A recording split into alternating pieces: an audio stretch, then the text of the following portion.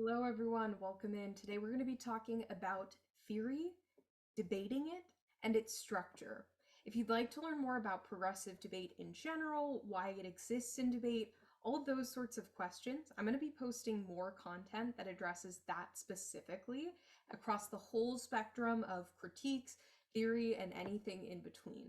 But this video is going to focus just on theory structurally. So we're going to do a little bit of an introduction to why theory is ran the way it is, but we're really going to be focusing on the how. So go ahead, get your notes out in front of you. I would encourage you to have some kind of tactile notes to make sure that you are engaging another sense while processing this information. But any way that you prefer to take notes is great, even if it's just screenshotting the parts that you think are the most helpful to you. I encourage you to get those notes ready, and we're going to go ahead and go through an introduction to theory debate. So we're going to go ahead and start off by asking that question.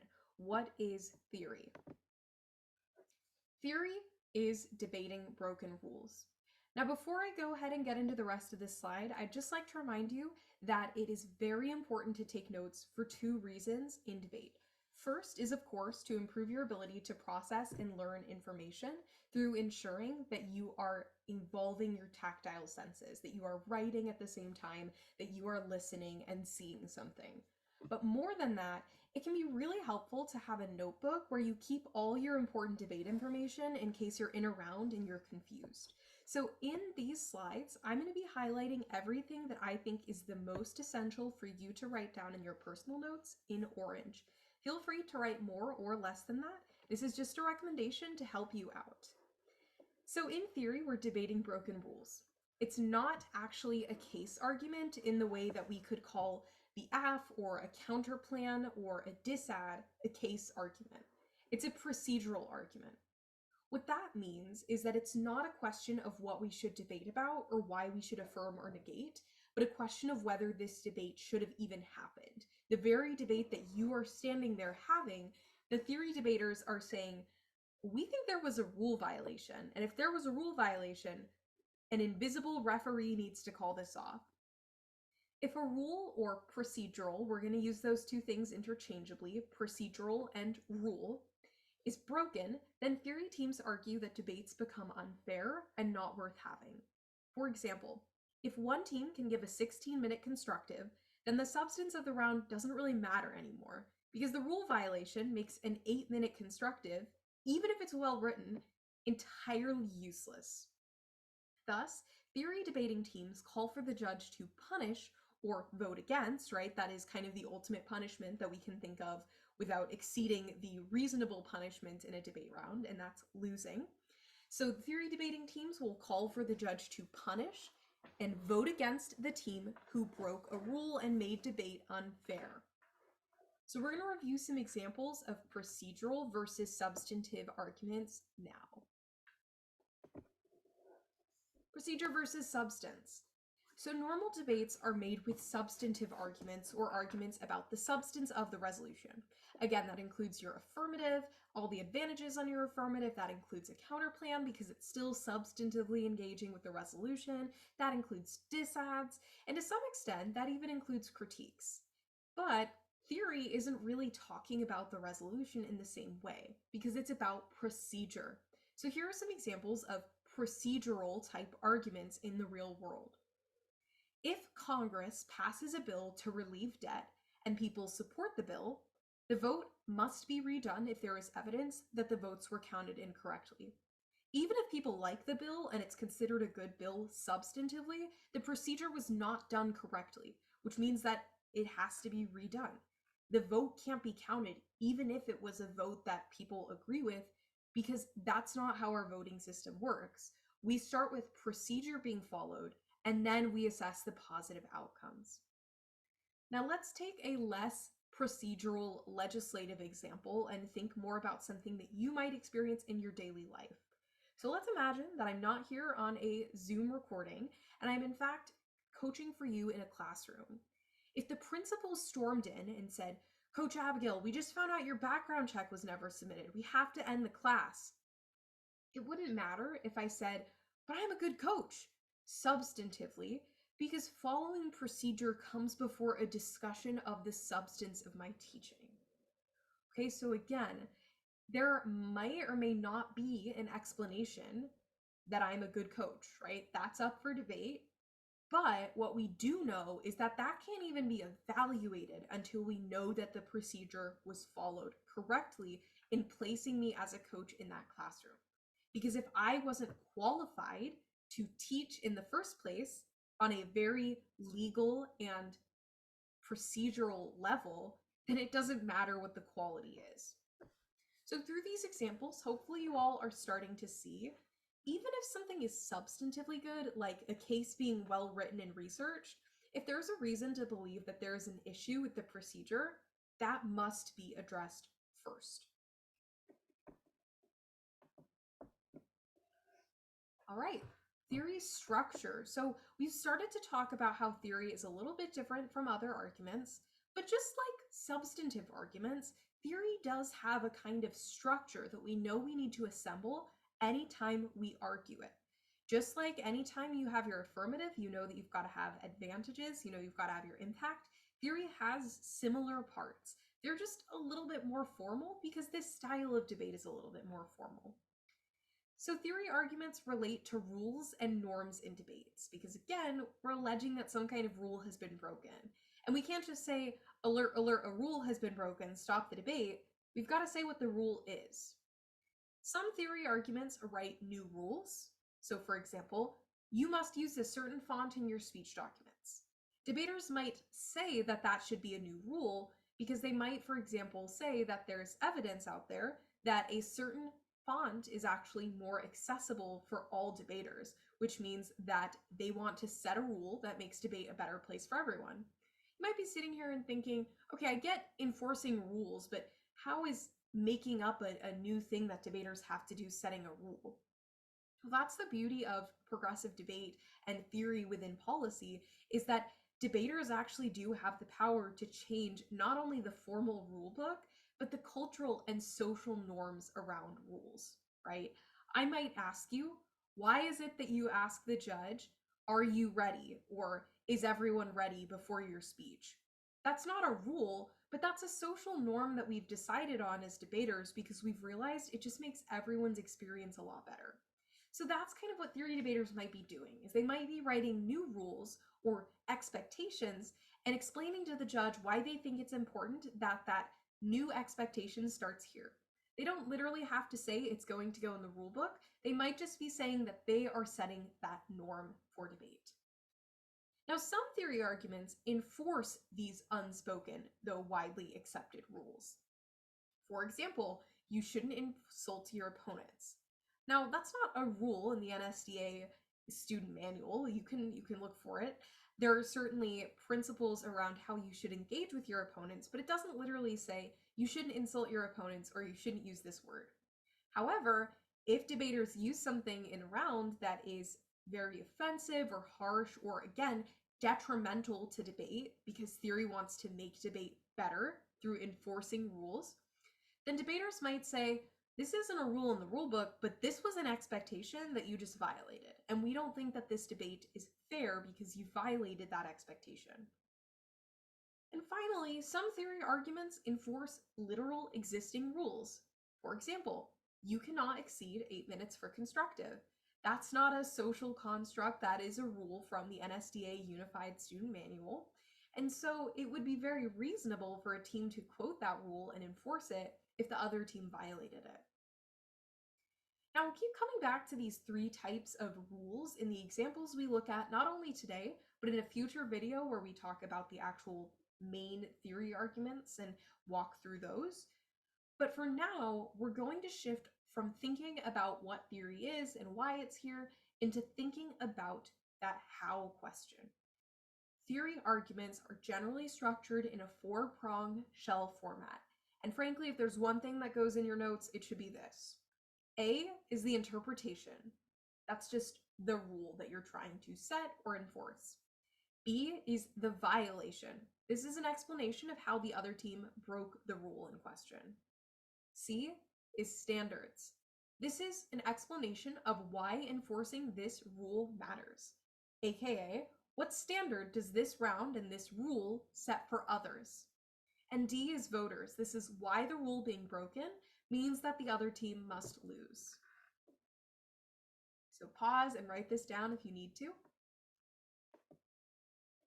Before we actually talk about each of those parts in more detail, I do want to spend a little bit of time explaining why it's important that we use those parts when debating the technical style of debate that theory requires. So we're going to look at two examples below, and I want you to think for yourself which one of these sets a rule that is easier to follow. So the first one, I want you to consider that you are in a round, someone comes up, they got their laptop in front of them, and they start reading this in the 1NC. Interpretation. Debaters must make a reasonable effort to ensure the evidence they send is accessible to their opponents. Violation. The evidence they sent is beyond a paywall, and they said, well, we can access it at our school, and when we asked if we could read it on their laptops or see a screenshot, they refused. Now let's imagine that you are in a different round and someone comes up, they open their laptop, they ask if everyone's ready, and they read this at the start of the 1NC. Judge, you have to vote against this team. They didn't send us the evidence they read, which is a big problem for debate. The way they suggested we only deserve to access it if we went to a school that could afford a subscription to the New York Times is extremely classist and upholds barriers in debate. They must lose for making it hard to access evidence. Which one of these sets a clearer rule? That's the question. Not which one of these brings up a worse issue or which one of these is more emotionally impactful, but which one sets a clear rule? Because if theory is debating broken rules, you cannot hope to succeed without setting the rules for the judge, for the opponents, and defending that set rule. So hopefully you all are starting to think that first one is a little bit clearer. While the second paragraph does express legitimate concerns about the opponent's actions, it fails to actually set a norm or a rule that can be followed. The first rule in the structure we just learned about, interpretation, violation, those are the first two parts, gives a clear interpretation or rule to follow, as well as a violation or explanation of what the opponents did wrong. Debaters do sometimes write theory shells in a format called paragraph theory. This is where they don't follow this structure and simply write everything in a paragraph, kind of similar to that second one. If debaters do this, you should urge the judge to reject a theory shell that lacks a clear four-prong structure. It's especially important for theory arguments to have this structure because unclear rules cannot be followed. And again, theory debaters are not just winning debates for saying someone cheated or did something unfair. They're winning debates for creating or enforcing that rule. That is the backbone of a theory argument. Now let's go ahead and zoom out on this structure using an actual rule. Because if theory is enforcing rules in debate, then we can break down the prongs of theory using an actual rule outside of debate. So A is the interpretation, the rule. You cannot have your phone out when taking a test in my class. B is the violation. This is an explanation of how they broke the rule. You had your phone on your desk while taking our final exam this morning. C is standards. That's why enforcing this rule matters. Even if you weren't using your phone to cheat, if I don't intervene, it sets a class standard that it's okay to have your phone on your desk during my tests, and I'll have no way of knowing if students are Googling answers. D is voters. Why this rule being broken means they must lose. Because you had your phone out, I cannot verify that you did not Google answers during the exam. Unfortunately, I have to give you a 0 on this exam. Let's zoom back in and let's review this structure with a debate rule, aka a real possible theory shell. Interpretation. Constructive speeches cannot exceed 8 minutes in length per the NSCA rules. Violation. Your constructive speech was 10 minutes long. Standards. If we don't enforce an 8-minute stop using a penalty, there's no reason for other teams to follow the rule, and others will go overtime to fit more arguments in. Voters. In those extra 2 minutes, you got nearly 25% more time than we did. That makes the debate irreversibly unfair and takes away our opportunity to win using substance. Thus, you must lose this debate.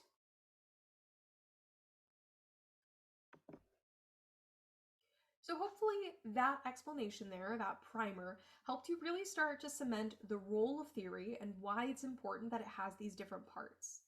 But the reason that you probably came here is to actually learn about those different parts, both how to read them and how to respond to them. So we're going to start by talking about reading theory, prong by prong. Starting with the interpretation. How do we read the interpretation? Well, it's the rule that you're setting. That's something we've established. But more technically, it's the norm or position that the theory shell stands for. Just like any rule, this should be universal. So if you're setting a rule, you want that to be something that someone who lives in another state, that's someone who goes to another school, that's someone who can't talk to you directly, knows how to follow. Because if they have to speak to you personally, that's not a good rule, that's just you giving them guidance. So an example of a bad interpretation would be, in this round, our opponents shouldn't use their iPads. An example of a good interpretation would be saying, debaters should refrain from using technology that is non-necessary in rounds to limit class division and distraction. Now, even with this example, there's still room to dispute what non-necessary technology means, but it's a lot clearer than just giving one rule for one round, and it allows you to have a more universal approach. But in addition to being universal, the other thing that we really want to watch out for is theory being clear and specific in its interpretation. So an example of a bad interpretation would be saying, debaters ought not to be abusive. No, that's universal, but that's not clear and specific. We don't know that the term abusive has a universal meaning. So a good interpretation would be something like this. Debaters should not prep for speeches when their prep timer isn't actively running. That interpretation, more than any one on this slide, is a really clear and followable and enforceable rule. Next, the violation. How do we read it? Well, you want to start off by explaining why the other team violates the interpretation. Think about the violation as an important part of making a universal rule apply to a specific situation. So if you've ever gotten a speeding ticket or seen someone get a speeding ticket, which I hope you haven't, you'll notice that the speeding ticket must specify not only what the expected speed was, right, the universal rule, but they also have to specify what the violation is. So to get a speeding ticket that says the speed limit where you were driving was 45 miles per hour, they must also specify, and you were going 55 miles per hour. Clarifying a violation not only helps make a universal rule specific, but it also helps us contextualize the extent of the damage done. If every single person who got a speeding ticket going down a road that was 45 miles per hour speed limit got the same exact citation, we would have no way of identifying the difference between someone who went 5 miles over and someone who went 40 miles over. So, violations are meant to tell the judge, this person is specifically doing something harmful for debate. We're not just setting a rule and pointing out that they're breaking it. We're telling you right now that there is something specific that they have done to make debate worse. Now, these tend to be kind of vague or generic in theory shells. A shell is just when you've got all 4 prongs pre-written for you in a file that you can copy and paste into your own speech document. And while these tend to be vague or generic in shells, I would encourage you to be mindful of how you can make them more specific for your round. So a lot of times when you're looking at a theory file, you'll notice that that theory file isn't actually meant to be universal. It's just one that someone used in a round and then uploaded to open evidence. And you don't want to say something in your round like, during the 2NC, the opponents did this, if they did it during cross or during the 2AC. So just be mindful that when you are copying a violation, you are thinking about, how do I specifically implicate or prove these people violated the rule? Now, there's 2 ways to go about doing this. The first is to refer to an out-of-round behavior. So for example, you did not disclose your case online. That's not something that happened in the round, but that is still something that is very, very important and you can enforce within the round because it's an out-of-round preparation that affects the round itself. You can also refer to something that happened in round. So for example, in cross, you used a word that is ableist. This would be an in-round violation that the judge was present for. The judge may or may not remember it, but the most important thing is that you are actively defining a rule within this round, not just for the debate community or preparing for the round, but within this round. A good violation needs to be specific and verifiable, and I would highly encourage you to write this down, because violations that are not specific and verifiable don't really punish the other team or set them up to be punished. If I got a speeding ticket that just said the speed limit in an area, I would say there was no proof that I was going above that speed limit. Similarly, if you're in a round where you just say, the opponents broke the rule, they're going to say, no, we didn't, and you provided no evidence of that. So a bad violation would look like saying, they did not disclose. A good violation would be providing more details so the judge kind of knows they're guilty. We texted them last night when the bracket came out to disclose, and they left us on red. We included screenshots of this in the speech document. Now, last note on the violation here. These sometimes do get more specific and more personal. I would encourage you to use your best judgment. So anytime that you are trying to provide evidence of, let's say, someone not disclosing, you can probably include screenshots, but maybe don't include screenshots if you're trying to indict someone for harmful behavior. For example, if you would like to provide evidence that someone has used a hurtful word or slur outside of the debate and you think that it affects their preparation for the debate and their ability to debate, that might be something to hold off on sharing evidence of and make sure that the round is a safe and consenting place for that. So be specific, but when it comes to using personal information or evidence that's compiled from someone's actual outside of round behavior, I would say be a little wary of just jumping right into screenshots. Standards, how do we read them? Well, a standard is a justification for why their interp must be enforced. Really, the biggest core of the definition here is just how the rule improves debate beyond just this individual round. So I have a really unfortunate story to go along with this, and I'll keep it brief, but when I was in high school, I had one science class where I would walk in every day and all the people at my table would just start copying each other's homework. This wasn't really something I was in the habit of doing for most of my classes, but for this one particular class, it got really frustrating to walk in with my half-completed homework and try to be honest about it when I saw that the whole table was copying each other. So I convinced myself that that was normal behavior for that class and that was something that was acceptable, and I would join in on these table-wide homework copying sessions. Now, unfortunately, but also fairly, one day my teacher came over while I was doing this and took my homework assignment right from under me and held it up and said, "You're getting a 0 on this for copying." And I was so defensive. I was like, what? Everybody's copying. Can you not see that? Like, I've done nothing wrong. This is your whole class environment. But he said correctly, although it was kind of infuriating, well, I have to set a standard that if you copy someone's homework, you're going to get a 0. And at the time, that felt so unfair. It was also really hard being singled out like that. But I was in the wrong. And sure enough, when he did that publicly, a couple days later, nobody was copying each other's homework anymore. Even the people who weren't punished had seen the standard that was set. So that's kind of what theory debate is like too. Because theory debate has that same level of, you deserve to lose this round, and the debater's going, but everybody does this thing. Why should we have to lose our round because of it? That's really unfair. But they'll be arguing that, well, it's got to start somewhere, and if you lose this round, and other people who are also doing this behavior hear that you lost your round, yeah, it's going to start to be less of a problem. Standards often focus on making debates more fair.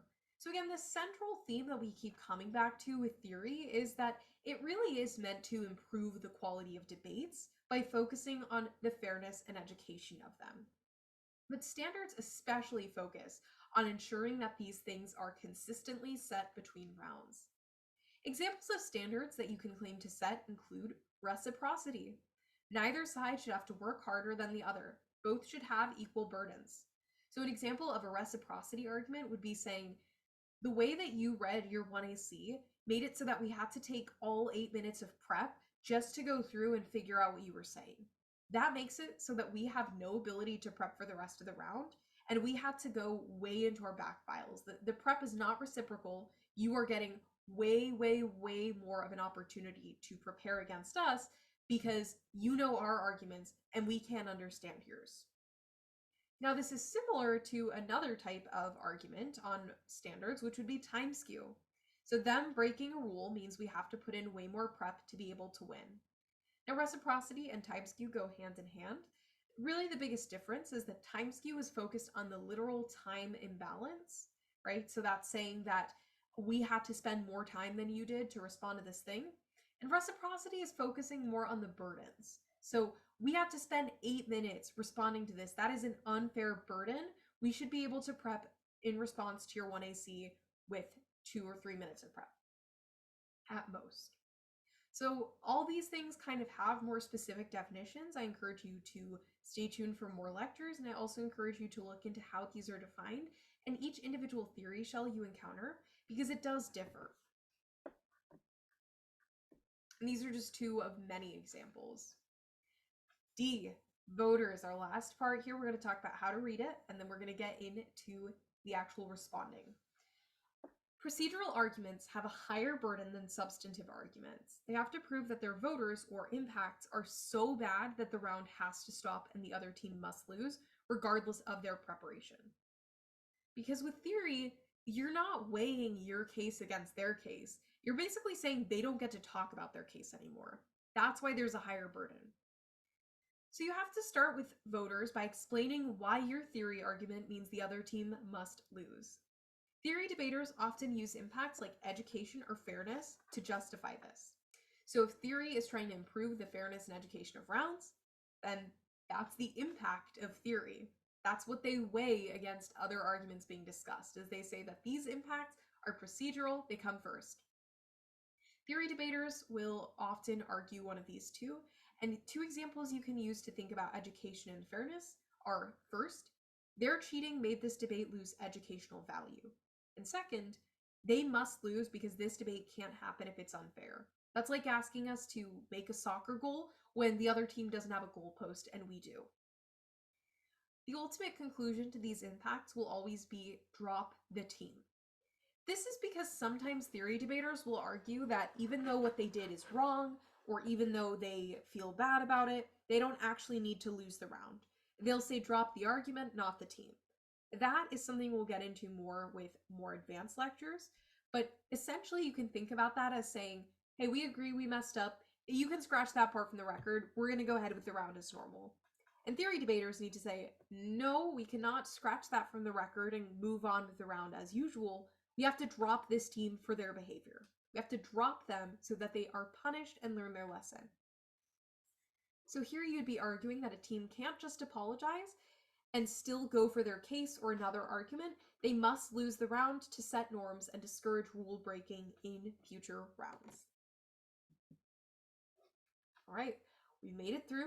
We're going to spend some time now talking about responding to all of those parts. So if you need to, you can go ahead and pause here and review your notes on what the actual parts are, because now I'm going to be assuming that you know a little bit more about what each of the 4 prongs is, and I'm going to walk you through how you would respond to them if you were hitting a theory team.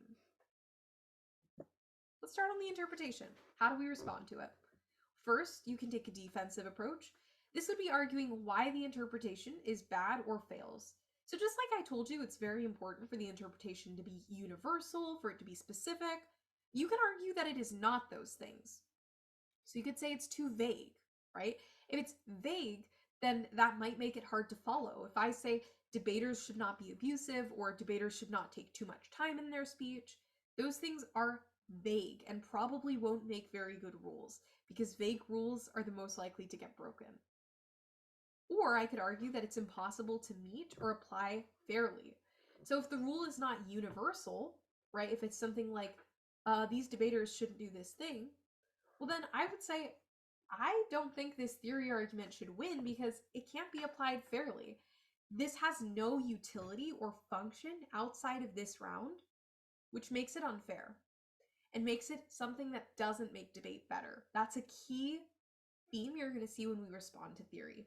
Just like theory wants to say that it makes debate better, Responding to theory is all about saying it does not make debate better and probably makes it worse. Next on offense. For offense, you should always, always, always read a counter interpretation. This is an advocacy for a different norm than their interpretation or a better alternative. Here you would explain to the judge why your interpretation is better for debate.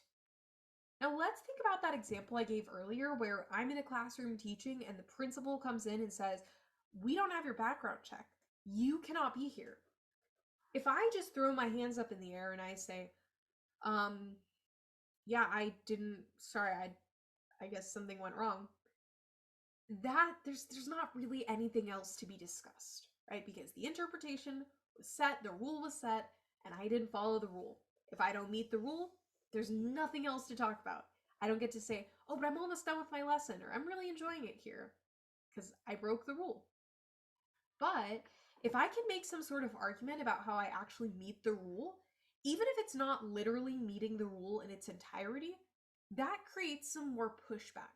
So for example, imagine I'm teaching and the principal comes in and says, "You've got to stop, don't have your background check."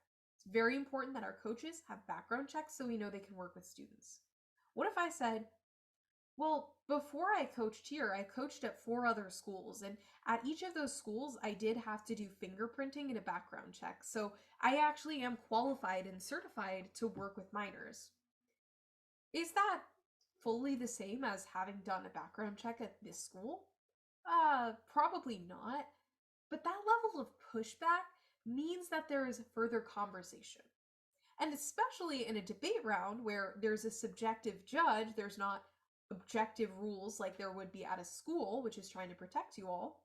In a debate round, there's more room to kind of be creative and argue that there is a counter interpretation. Okay? Now, we're going to talk more about the actual basis of what I just explained in a moment here when we get to the violation. But the reason I started explaining that now is because I want you all to understand why it's important to have pushback. So in that example I just gave, where the principal comes in and I say, "Actually, I've done these background checks," I might conclude by saying something like this. "Thus, the fact that I've already been background checked on multiple occasions is actually better for ensuring student safety than if I just ran through one background check at your school." That's what a counter interpretation is. A counter interpretation is setting an alternative rule that can be followed. So not just focusing on the violation aspect, but focusing on the universal interpretation and saying, "I've set a better one." So now you could go into any school and say, if a teacher has been background checked at multiple other schools, they are not required to complete one here because that's adequate. Now, that's not an actual rule that should be set, but as a debater, you do want to argue that your counter interpretation is better. Because if it's better, then the theory team's not going to win for making debate better because you just proved that you can make it better than they can. And specifically within the context of debate, you'll want to explain why your interpretation is not just good, but better for debate. So what changes does your interpretation make to debate that theirs fails to achieve? Now we're going to talk about responding to the violation, and we already started this on the past slide. So defense on the violation is a really common argument known as "we meet." And this goes back to the same thread that we were just talking about, which is anytime you create pushback, you're not just having an end of the conversation. So here, this is actually the first part of the pushback. The counter interpretation would be saying, "Thus, it is more valuable for me to be background checked by multiple other schools than just one."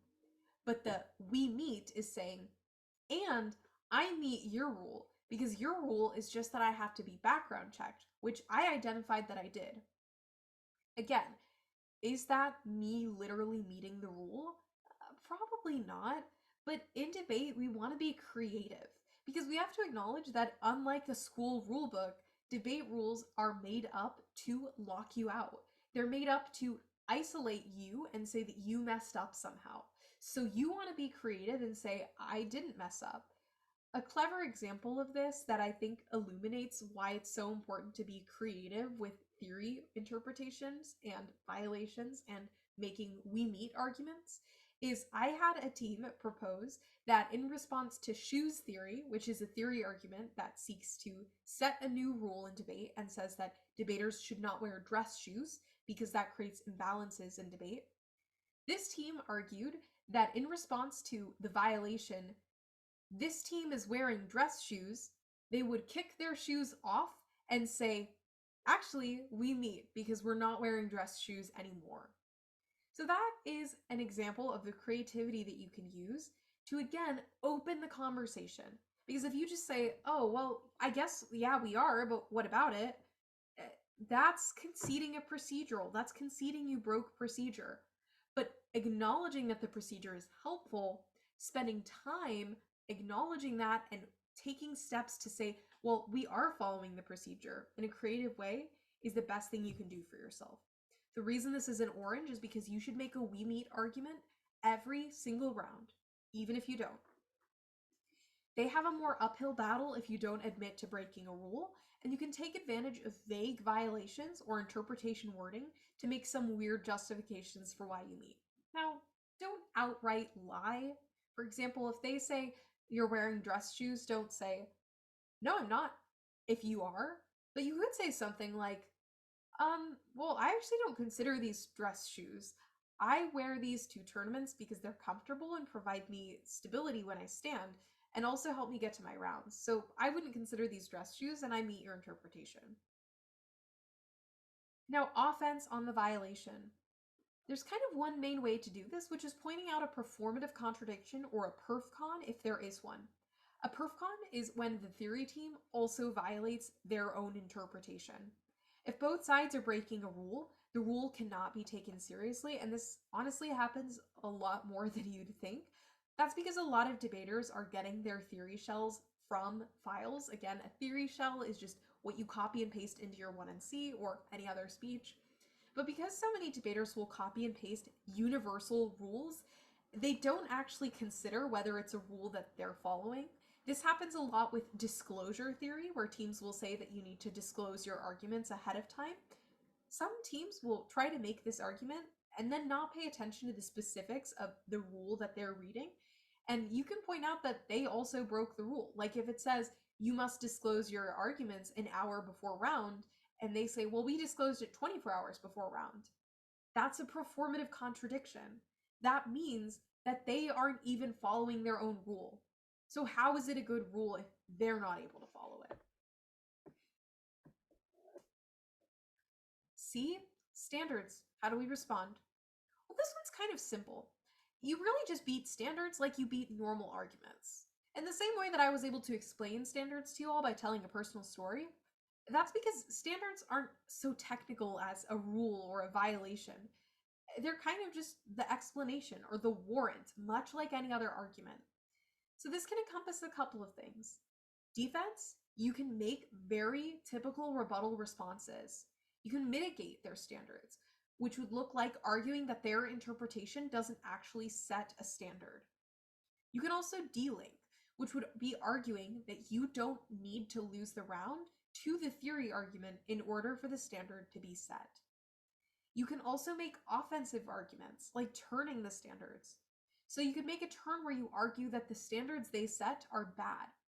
Remember, the difference here between defense and offense is with defense, we're attacking the standards themselves for their ability to be enforced or executed. But with offense, we're saying, well, even if you execute your standards, they're actually bad for debate. So for example, earlier we talked about time skew, which is just this idea that both sides should have to spend an equal amount of time, and one side shouldn't have to spend considerably more time preparing. An answer here would be saying, actually, focusing on equal prep burdens is bad for debate, because different teams will inevitably not prep the same amount. So, by setting this standard, you're decreasing the quality of debate by focusing on less important details.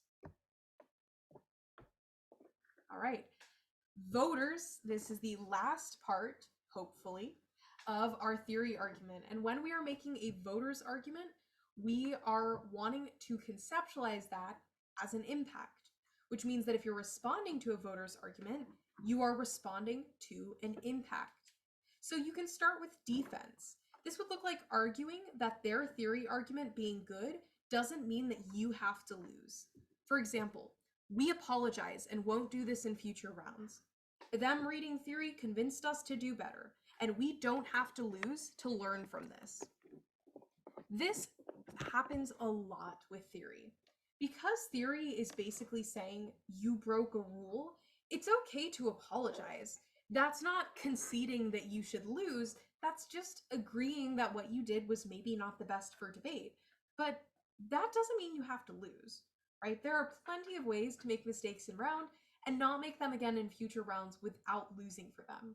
For example, if you're in finals and you make a mistake on how you articulate the disad, but you still win, and the judges are very clear when they give you the reason for decision and say, we voted for you, but this was sloppy, that's probably going to stick with you and impact your ability to debate that part in future rounds. Even though you didn't lose, you'll learn from it. You can also think about defense against voters if it's a common theory argument. So there are some that we're going to talk about more in a future lecture that really kind of come back every single year. And if this is something that's being read every year or even every round on a specific topic, you can point out that the theory argument being read doesn't actually prevent people from violating it within the debate community. You can also just read any form of impact defense against their impacts, fairness, education, etc. Now, impact defense is typically something that you're going to find in a file on open evidence, and you can also write your own. But these are just explanations of why those things probably aren't so important that the debate should be thrown out. Offense. You can read a turn. Emphasis on you can read a turn. This isn't typically going to be a winning argument, but it's something that's worth throwing in there. So for a turn on voters, you would read a reverse voting issue, or a reason that them reading theory is bad.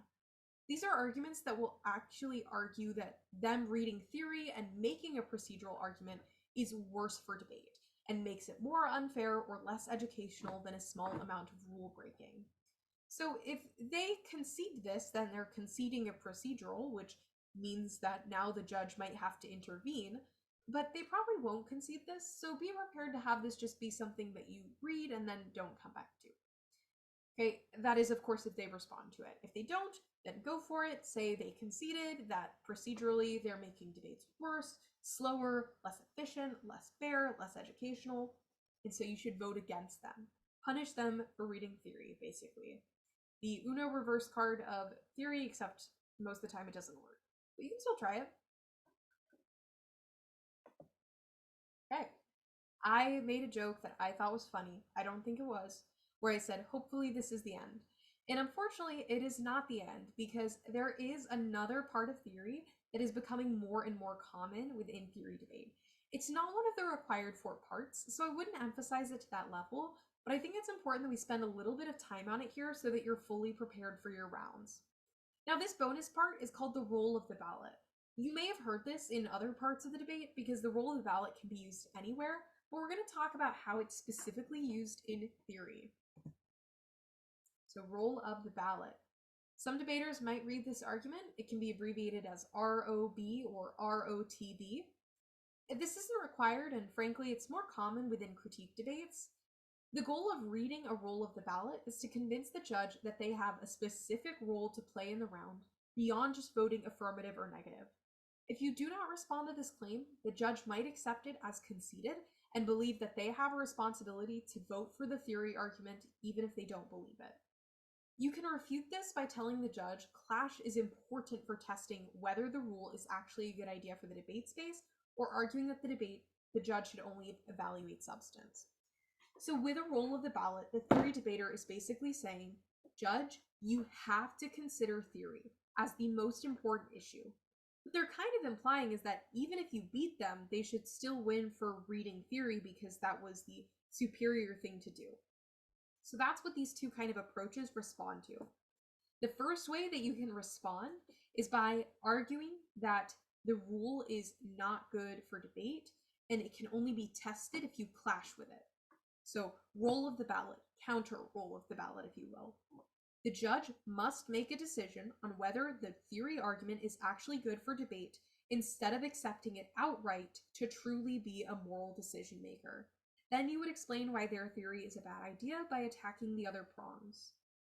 Now, another way of going about this role of the ballot for you in response to theirs would be to argue that the judge should only evaluate substance. This one's a little bit less common, but still an option.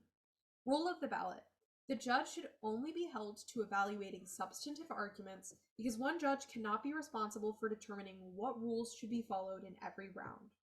Regardless which of these paths you go down, regardless of whether you copy these word for word from this slide into your own file, you must read a counter role of the ballot if they read one, because otherwise it's easy for the judge to just accept that role and not really consider the debate fairly if they've skewed it with their role. So by reading a counter role, you're preparing yourself to not be instantly beat by them, and you'll just have to be prepared to extend it and defend it. Why is your role of the ballot better than theirs? I can think of a couple based on this slide. Maybe it's more fair, maybe it's more educational, thinking in that direction. Again, anytime theory is coming out, they're typically saying that they improve debate. So you want to say, well, we improve it more. You heard it, theory debater. Okay, you have made it through the bulk of this lecture. Congratulations. Theory debate is so hard. And if you have to go back to a specific part and rewatch it, or if you have to go back and look at a specific slide, you're welcome to do that. I will be linking the actual slides PowerPoint used below this video, so you'll be able to click on that and look at any specific part. But we're going to just quickly spend some time on takeaways. This is any lingering questions that might present with the information we have, and general thoughts and impressions. So, takeaways from this Introduction to Theory Debate lecture. Should you read theory?